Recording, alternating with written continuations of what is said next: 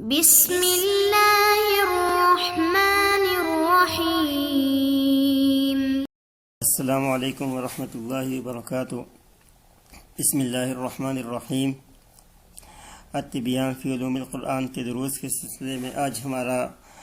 درس نمبر 9 ہے۔ اس نئے سبق میں ہم فصل نمبر 1 علوم القرآن میں سے قتال، خمر اور اطعمہ کے متعلق پہلی آیت کے بارے میں جانیں گے۔ آج کے سبق کے مندرجات میں نمبر 1 قتال کے متعلق قرآن کریم کی پہلی آیت کون سی ہے، اسی طرح شراب کے متعلق اور اطعمہ کی حرمت پر پہلی آیت، اور اس کے ساتھ ساتھ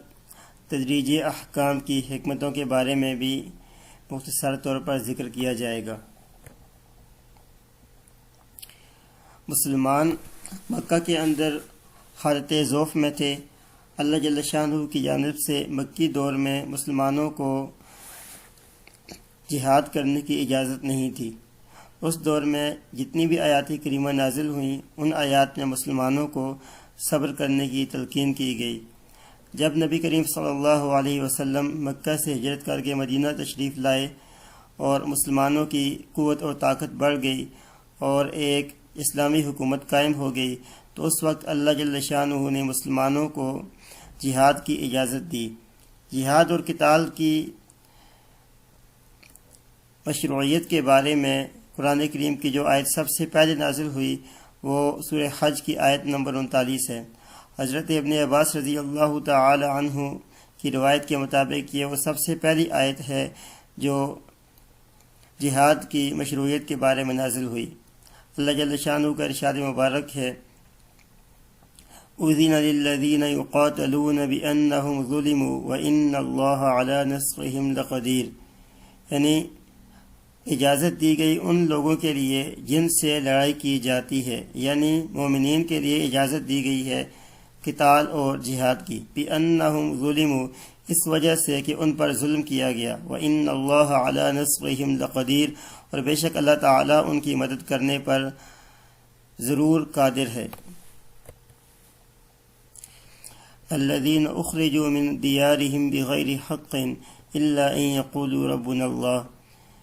یعنی وہ لوگ جو اپنے گھروں سے ناحق طور پر نکال دیے گئے، الا ان یقولوا ربنا اللہ، مگر ان کا یہی جرم تھا کہ وہ یہ کہتے ہیں کہ اللہ ہی ہمارا رب ہے۔ ولولا دفع اللہ الناس بعضهم ببعض، یہاں سے اللہ جل شانہ جہاد کی مشروعیت کی حکمت بیان فرما رہے ہیں کہ اگر اللہ تعالیٰ کی جانب سے بعض لوگوں کو بعض سے ہٹایا نہ جاتا، اگر یہ حکمت نہ ہوتی تو لہدمت صوامع وبیع وصلوات ومساجد یذکر فی اسم اللہ کثیرا، تو یہ عیسائیوں کے عبادت خانے، یہودیوں کے عبادت خانے اور عام عبادت خانے اور مساجد یہ ساری کی ساری گرا دی جاتی۔ یذکر فی اسم اللہ کثیرا، یعنی یہ عبادت خانے کے جن میں اللہ کا بہت زیادہ ذکر کیا جاتا ہے۔ وَلَيَنْصُرَنَّ اللَّهُ مَن يَنْصُرُهُ، اور اللہ ضرور ان لوگوں کی مدد کرے گا جو اس کی یعنی اس کے دین کی مدد کرتے ہیں۔ ان اللہ لقوی عزیز، بے شک اللہ تعالی بڑی قوت والا اور زبردست غالب ہے۔ تو یہ وہ آیت ہے جو سب سے پہلے جہاد کی مشروعیت کے بارے میں نازل ہوئی۔ اس کے بعد مختلف آیات جہاد کی فضیلت اور اس کے احکام کے بارے میں پے در پے اترتی چلی گئیں۔ جہاں تک خمر یعنی شراب کے متعلق پہلی آیت کا تعلق ہے تو اس سلسلے میں پہلے یہ جاننا ضروری ہے کہ اسلام کی ابتدا میں شراب کی حرمت نازل نہیں ہوئی تھی۔ اس وقت لوگ شراب پیا کرتے تھے، لیکن اس زمانے میں بھی بہت سے صحابہ کرام رضی اللہ عنہم اجمعین ایسے تھے کہ جو اس گندی چیز سے نفرت کیا کرتے تھے اور شراب استعمال نہیں کرتے تھے، لیکن بہت سے ایسے لوگ بھی تھے کہ جو زمانہ جاہلیت کی عادت کے طور پر شراب پیا کرتے تھے، کیونکہ اس وقت یہ ایک مشروب کے طور پر پی جاتی تھی اور اس کی حرمت ابھی تک نازل نہیں ہوئی تھی۔ شراب کے بارے میں جو قرآن کریم کی سب سے پہلی آیت نازل ہوئی وہ سورہ بقرہ کی آیت نمبر 219 ہے۔ اس میں اللہ جل شانہ نے ارشاد فرمایا، یسألونک عن الخمر والمیسر، کہ یہ لوگ آپ سے شراب اور جوئے کے بارے میں دریافت کرتے ہیں۔ قل فیہما اثم کبیر ومنافع للناس، اے نبی آپ ان سے یہ کہہ دیں کہ شراب اور جوئے میں بہت بڑا گناہ ہے، ومنافع للناس، اور لوگوں کے لیے اس میں کچھ فائدے بھی ہیں۔ یعنی شراب سے لوگوں کو یہ ظاہری فائدہ یہ ملتا ہے کہ ان کے بدن میں ظاہراً چستی آ جاتی ہے اور ان کو سرور ملتا ہے، اور جوئے سے ظاہری فائدہ یہ ہوتا ہے کہ جو آدمی جوا جیتتا ہے اس کو وقتی طور پر ایک دنیا کا مال و متاع مل جاتا ہے۔ وَإِثْمُهُمَا أَكْبَرُ مِن نَفْعِهِمَا، اور ان دونوں کا جو گناہ ہے، یعنی جو ان دونوں کا نقصان ہے، وہ ان کے نفع سے بہت زیادہ بڑا ہوا ہے۔ شراب کی حرمت کے بارے میں نازل ہونے والی یہ پہلی آیت تھی۔ اس کے بعد بھی لوگ شراب پیتے رہے، کیونکہ اس آیت سے شراب کی مکمل طور پر حرمت نازل نہیں ہوئی، صرف شراب کی شناعت کے بارے میں اللہ جل شانہ نے بتا دیا کہ یہ اچھی چیز نہیں ہے، اس کے نقصانات بہت زیادہ ہیں اور اس کا نفع بہت تھوڑا ہے۔ اس کے بعد پھر دوسرے نمبر پر وہ آیت نازل ہوئی کہ جس میں مسلمانوں کو شراب پی کر نماز پڑھنے سے منع کر دیا گیا، یعنی جب وہ نشے میں ہوں تو ان کو نماز پڑھنے سے منع کر دیا گیا۔ قرآن کریم کی آیت یہ اتری، یا ایھا الذین آمنوا لا تقربوا الصلاۃ وانتم سکارى، یعنی اے ایمان والو تم نشے کی حالت میں نماز کے قریب نہ ہو۔ اس آیت کے نازل ہونے کے بعد لوگوں نے نمازوں کے اوقات میں شراب پینا بند کر دی، لیکن پھر بھی کچھ لوگ شراب پیتے رہے، اور شراب کی حرمت کے بارے میں جو سب سے آخر میں آیت نازل ہوئی وہ سورہ مائدہ کی آیت ہے، جس میں شراب کو مکمل طور پر حرام قرار دیا گیا۔ اس میں اللہ جل شانہ کا ارشاد ہوا، یا ایھا الذین آمنوا انما الخمر والمیسر والانصاب والازلام رجس من عمل الشیطان فاجتنبوه لعلکم تفلحون۔ تو اس آیت کے نازل ہونے کے بعد پھر شراب مکمل طور پر حرام ہو گئی، اور مسلمانوں نے شراب پینا چھوڑ دی، اور لوگوں کے پاس جو شراب کے ذخیرے تھے انہوں نے ضائع کر دیے۔ جہاں تک کھانے پینے کی چیزوں کے بارے میں یعنی اطعمہ کے بارے میں قرآن کریم کی پہلی آیت کا تعلق ہے تو وہ سورۃ الانعام کی آیت نمبر 145 ہے، یہ مکی آیت ہے۔ اللہ جل شانہ کا ارشاد ہے، قُلْ لَا أَجِدُ فِي مَا أُوحِيَ إِلَيَّ مُحَرَّمًا عَلَى طَاعِمٍ يَطْعَمُهُ إِلَّا أَن يَكُونَ مَيْتَةً أَوْ دَمًا مَّسْفُوحًا أَوْ لَحْمَ خِنزِيرٍ فَإِنَّهُ رِجْسٌ أَوْ فِسْقٌ أُهِلَّ لِغَيْرِ اللَّهِ بِهِ، یعنی اے نبی آپ ان سے کہہ دیں کہ لا اجد فیما اوحی الیہ، جو میری طرف وہی نازل کی گئی اللہ کی جانب سے یہ قرآن مجھ پر بھیجا گیا، اس میں کوئی چیز حرام نہیں پاتا، علی طاعم یطعمہ، جو کسی کھانے والے پر حرام ہو، یطعمہ کہ اس کو کھائے، الا ان یکون میتۃ، مگر یہ کہ کوئی مردار چیز ہو تو وہ حرام ہے، او دما مسفوحا، یا اسی طرح بہنے والا خون ہو وہ حرام ہے، او لحم خنزیر فإنہ رجس، یا خنزیر کا گوشت ہو، یعنی خنزیر کی ساری چیزیں، فإنہ رجس کیونکہ خنزیر ناپاک ہے اور گندی چیز ہے، او فسقا اہل لغیر اللہ بہ، یا وہ جانور کہ جس پر اللہ کے علاوہ کسی اور مخلوق کا نام پکارا گیا، یعنی اس کو غیر اللہ کے لیے نامزد کر دیا گیا اور اس کو پھر ذبح کیا جائے۔ فمن اضطر غیر باغ ولا عاد فإن ربک غفور رحیم، ہاں جو شخص مجبوری کی حالت میں ہو، یعنی ایسی حالت ہو کہ اگر وہ یہ مردار وغیرہ کوئی چیز نہ کھائے، حرام چیز نہ کھائے تو اس کی جان چلی جائے گی، تو اس صورت میں وہ کھا سکتا ہے، لیکن غیر باغ، نہ تو وہ حد سے بڑھنے والا ہو، ولا عادن، اور نہ زیادتی کرنے والا ہو، فإن ربک غفور الرحیم، تو بے شک تیرا رب بہت بڑا بخشنے والا اور رحم کرنے والا ہے۔ اس آیت کے نازل ہونے کے ساتھ اللہ جل شانہ نے یہ بیان کر دیا کہ صرف یہی چیزیں حرام ہیں، تو یہ اطعمہ یعنی کھانے پینے کی چیزوں کے بارے میں، ان کی حرمت کے بارے میں نازل ہونے والی قرآن کریم کی پہلی آیت ہے۔ اس کے بعد سورہ مائدہ کی آیت اتری جس میں مختلف دوسری چیزوں کو بھی حرام قرار دیا گیا۔ اسی طرح نبی کریم صلی اللہ علیہ وسلم کی احادیث مبارکہ میں بھی اللہ جل شانہ نے نبی کریم صلی اللہ علیہ وسلم کی زبان مبارک سے اس کے علاوہ بہت سی چیزوں کو حرام قرار دیا۔ اب ہم آج کے سبق سے متعلق کتاب کے متن کی طرف آتے ہیں۔ مصنف رحمہ اللہ فرماتے ہیں کہ اولا نزلت فی القتال آیات عدیدۃ، یعنی قتال، شراب اور اطعمہ کے بارے میں جو قرآن کریم کی سب سے پہلی آیت نازل ہوئی، اس کے بارے میں فرماتے ہیں کہ قتال کے بارے میں قرآن کریم کی بہت ساری آیات اتری ہیں، ولیکن هذه الآیات التي نزلت فی شأن القتال كلها مدنیہ، لیکن یہ ساری کی ساری آیات جو قتال کے بارے میں، لڑائی کے بارے میں نازل ہوئی ہیں، یہ ساری کی ساری مدنی ہیں، یعنی جہاد کی مشروعیت مدینہ منورہ میں آ کر نازل ہوئی۔ لأن المسلمین فی مکہ كانوا فی حالت ضعف،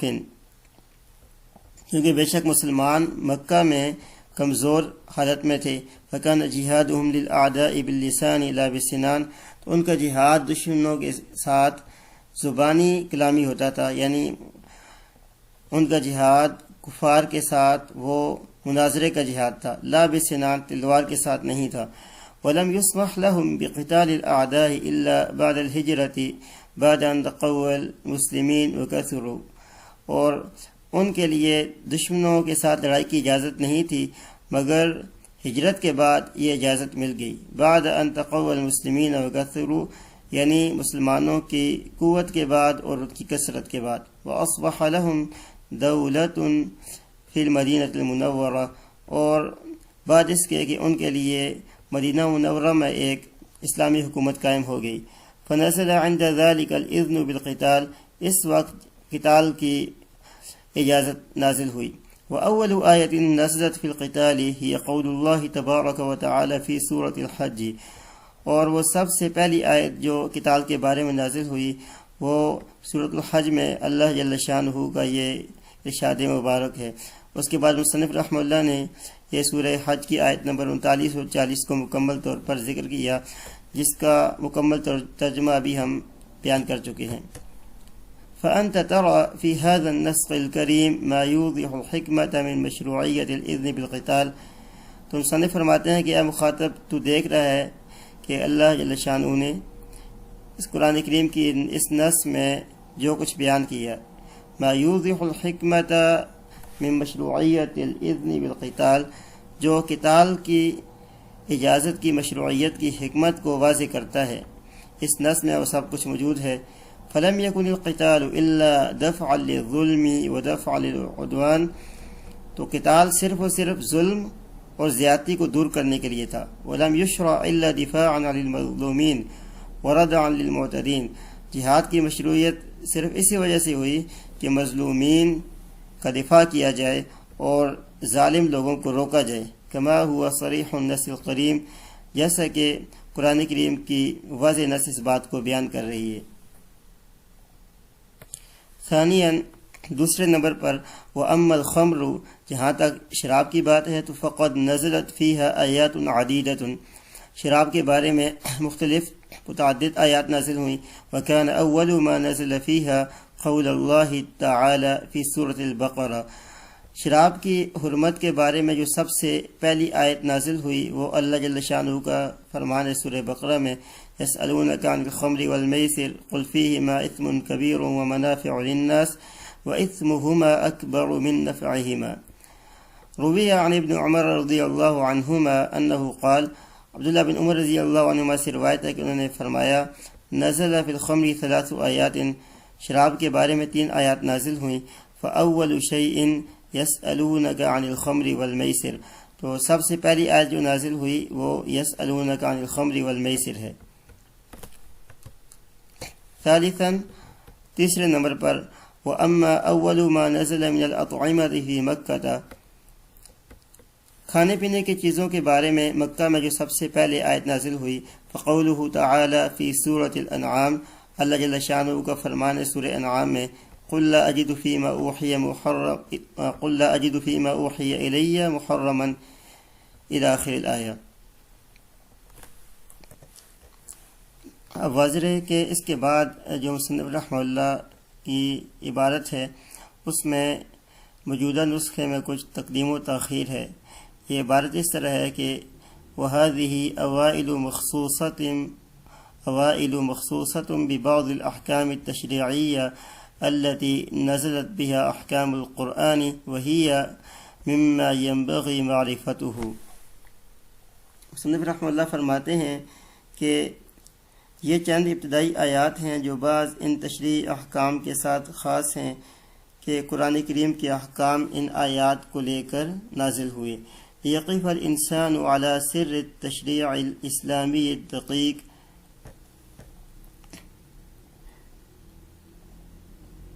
اور مصنف فرماتے ہیں کہ وہی مما ينبغي معرفته، اور یہ وہ احکام ہیں کہ جن کا جاننا انسان کے لیے ضروری ہے۔ ليقف الإنسان على سر التشريع الإسلامي الدقيق، تاکہ انسان اسلامی شریعت کے باریک رازوں کو جان سکے۔ الذي راعى حاجات الناس ومصالح البشر، کہ جس نے انسانوں کی حاجات اور ان کی مصلحتوں کی رعایت کی۔ والتي معرفته، اور وہ کہ جن کا جاننا ضروری ہے۔ هي أحد الأسس الحكيمة التي سلكها الإسلام في معالجة الأوضاع الاجتماعية والأمراض الخلقية التي كان عليها الناس في الجاهلية، كما سنوضح ذلك في بحث آخر إن شاء الله۔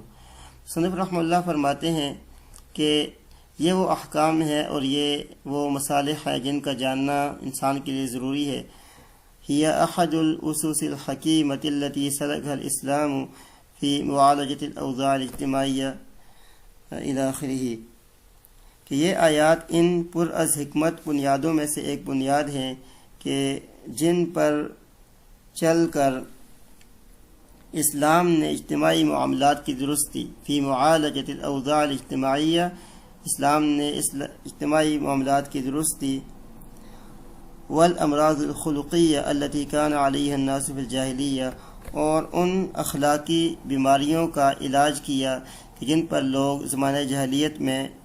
لگے ہوئے تھے۔ كما سنوضح ذلك في بحث آخر ان شاء اللہ، جیسے کہ ہم اس کے بعد آنے والی ایک دوسری بات میں اس بات کو انشاءاللہ بیان کریں گے۔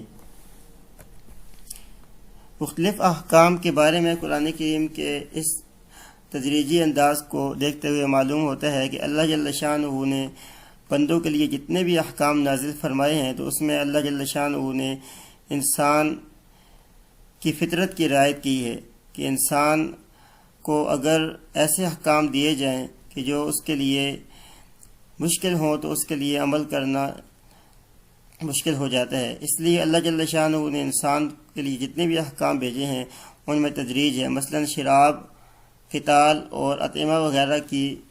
آیات کے بارے میں جب ہم غور و فکر کریں تو ہمیں معلوم ہوتا ہے کہ اللہ جل شانہ نے ان تمام احکام میں تدریج کو